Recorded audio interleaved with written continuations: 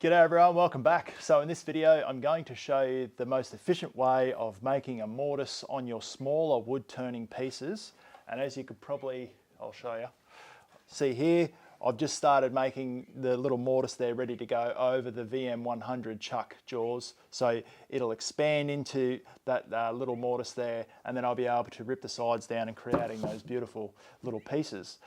One thing on that, I don't use this method when I am turning large, big salad bowls because I take very heavy cuts, and I have even found with these smaller bowls sometimes that they do come off the lathe when I have made a mortise instead of a tenon.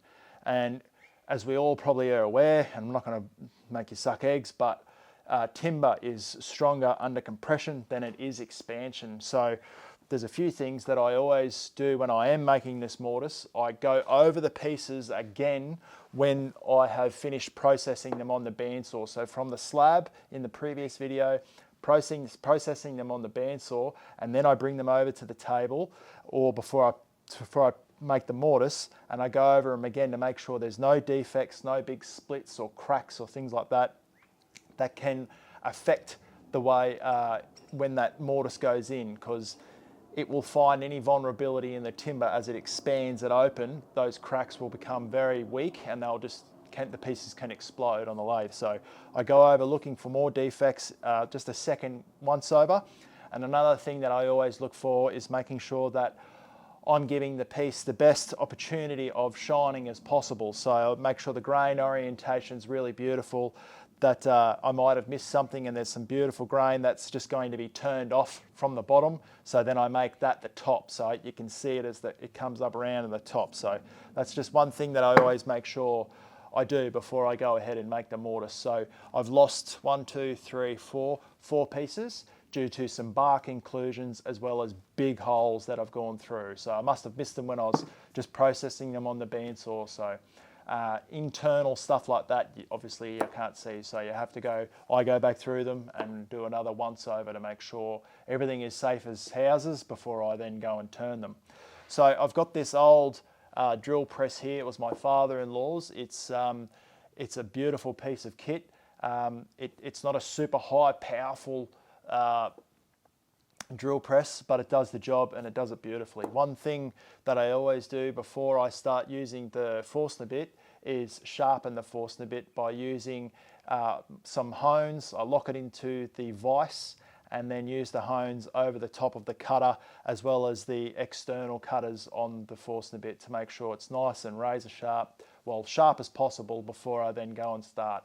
So I've never had a piece spin out of my hand and fly across the shed. So I've always been able to just hold the piece, as I'll show you in a second, and process them that way, and I can do hundreds at a time. So, but if you don't feel safe doing that, please use a clamp by clamping it down to the table, or making a clamp and then holding onto it. I don't know if that might be worse, because as it spins off, you have a clamp flying around. At least my reasoning is if it does get stuck or bound up, I can either raise the cutter up really quickly, or I just let go. So either or, whatever you find the safest way for you in your workshop and your practice, please do that. This is just my method and how I go about doing things, and I'm just sharing with you what I love and what we do. So that's my method, and it's worked really well for me. I've lost count now, over, I think, into the 1,000 now of these little bowls with defects and things, and ones that didn't make the team. So yeah, this is just how I go about doing it, and I hope you can gain something from the video, or learn something as we process some bowls together. And yeah, let's get stuck into it. So this piece here is a classic example of why I've changed the orientation from this side to this side. Two things.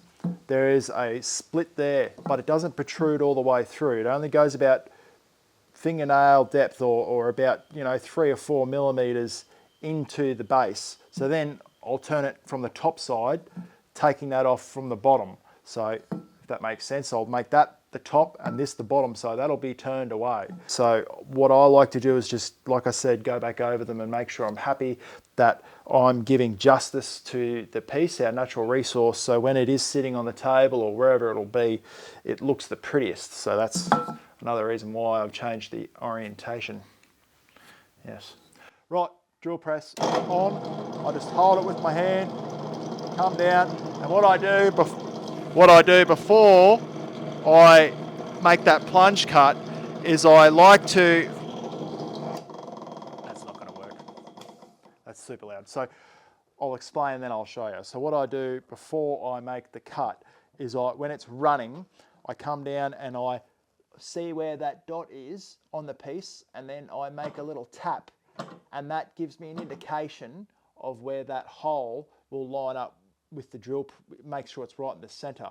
My apologies everyone, the camera died and then the audio wasn't working on the previous one that I filmed, so third time's a charm. This is a 50mm Forstner bit, I forgot to say that in the previous video, and I only go into the timber to create the mortise about 10mm, and that works really well for me.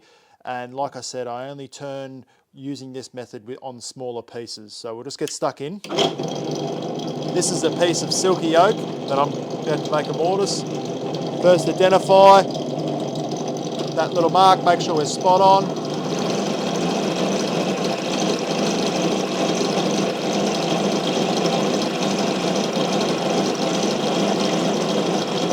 Halfway. And there you have it. Beautiful little mortise to mount up on the chuck. Works a treat every single time. Like I said, I've never had one come out of my hands. And if it does ever come out of my hand, so for example, let's just, if it does come out of my hand, I just let the lever fly up, But I've never had an issue with it coming out of my hand. What I was saying is I've never had an issue with it coming out of my hand, is what I was demonstrating. Thank you so much for watching. I appreciate your time. I will talk to you and see you directly. Cheers. Bye.